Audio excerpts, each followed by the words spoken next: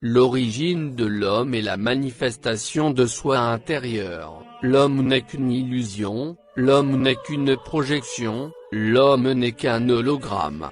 Le sujet d'aujourd'hui nécessite de savoir l'origine et mode de fonctionnement de l'homme. En réalité, l'homme n'est pas le corps physique, mais le corps physique porte l'esprit qui est le vrai toi. Or l'esprit qui est ton vrai toi est la combinaison de plusieurs esprits. Chaque cellule de ton corps est une planète qui loge les êtres vivants en son intérieur. Ton corps est au-delà de l'univers. Qu'en est-il du bonheur si cela est éphémère? Pourquoi la vie apparaît comme du vapeur? Plus nous grandissons, plus le corps se fatigue, plus nous approchons de la mort, rien n'est acquis dans cette vie. Si tout ceci est appelé à disparaître, alors pourquoi existons-nous? Quand l'homme va comprendre l'enjeu du monde que nous vivons, il va préférer de développer les pouvoirs qui est en lui. De même, dès notre venue au monde, nous sommes comme des drogués tant que nous n'allons pas percer les pouvoirs qui sont en nous. Tout serait vu comme étrange pendant que le vrai problème est d'entrer à l'intérieur de nous, pour découvrir les potentiels cachés en nous. Il faudra savoir que ce n'est pas le pouvoir qui nous dirige, mais c'est l'homme qui dirige le pouvoir. Notre existence est réelle ou irréelle? Entre nous et les morts, lesquels sont réellement des morts? Quand l'homme va comprendre qui est-il, son existence, pourquoi la création du bien et du mal? Parce que Dieu pouvait créer juste le bien. Est-ce que Dieu est bon ou mauvais? Qu'est-ce qui est bon? Qu'est-ce qui est mauvais? Le bon et le mal est proportionné pourvu que cela facilite ton évolution. Notre existence est une distraction de Dieu. Le temps est un cachot.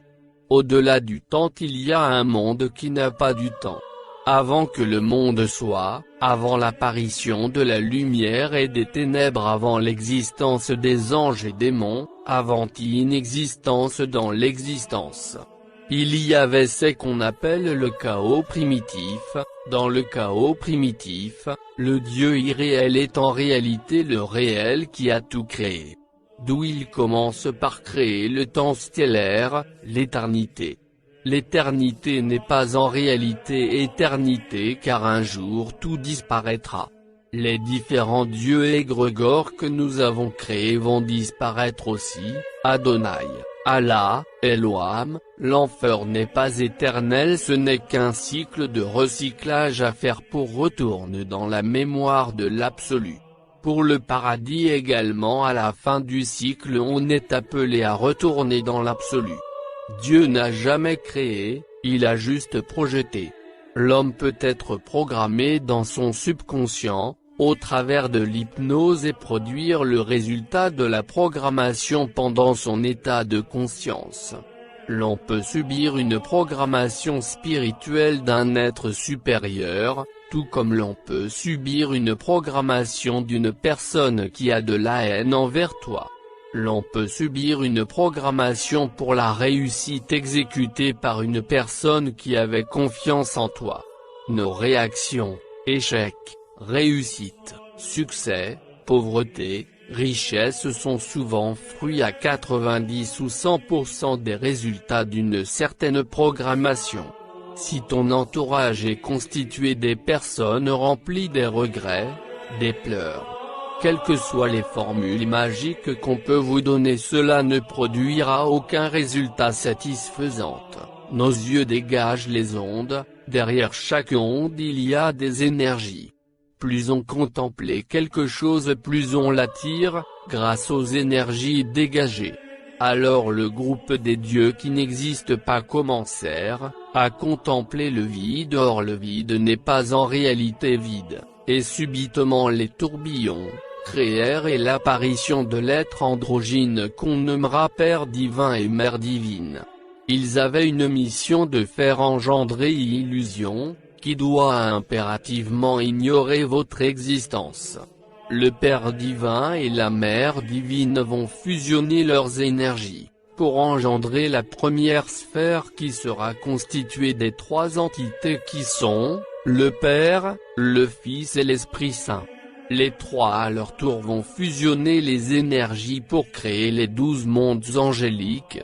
Les êtres inférieurs nous utilisent comme des marionnettes, mais les supérieurs ont le devoir de couper le lien du marionnette pour son éveil, afin de retourner dans le cerveau de Dieu irréel qu'il a créé. Chaque personne a un être qui utilise dans d'autres dimensions comme marionnette positivement, ou soit négativement. L'homme est une divinité qui habite le corps. Tout Dieu que nous cherchons dans des religions, dans des montagnes ça et là, en vérité nous recherchons le seul Dieu qui répond à nos demandes et d'autres intentions de prière. Ce Dieu-là n'est pas celui que ton pasteur prie, mais au contraire c'est ton moi supérieur. Si tu réussis à développer ton esprit, c'est possible d'incarner ton vrai toi dans la dimension supérieure ou soit dans la dimension inférieure, selon ton choix d'appartenance. En d'autres termes, si tu développes une foi négative et un mauvais comportement, l'archidémon qu'on appelle Astaroth peut réveiller le serpent de ta Kundalini négatif sur ta colonne vertébrale. Une fois le serpent arrivé au front, tu deviens illuminé négativement. Si tu développes ta partie supérieure par des méditations, les enseignements positifs, en ajoutant le non-identification aux événements, automatiquement tu vas incarner avec le temps ta partie supérieure qui habite la dimension supérieure. Jésus-Christ a existé, il n'était qu'une personne, mais la partie qui a opéré des miracles c'est la partie christique qui se trouve chez tous les humains, appelée autrement état christique. L'éternité se trouve au fin fond de ton souffle. Une fois entré en contact avec lui, ses pouvoirs vont commencer à se manifester en toi. Alors comment entrer en contact avec son moi intérieur?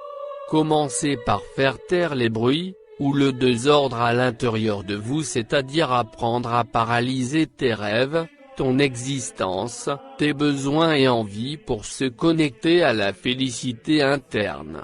Si tes besoins ne sont pas paralysés avant la prière, l'être interne ne va pas exaucer tes prières. Que le tout nous donne une santé de fer et une longue vie et que les ancêtres nous guident vers le chemin de la lumière. Amen.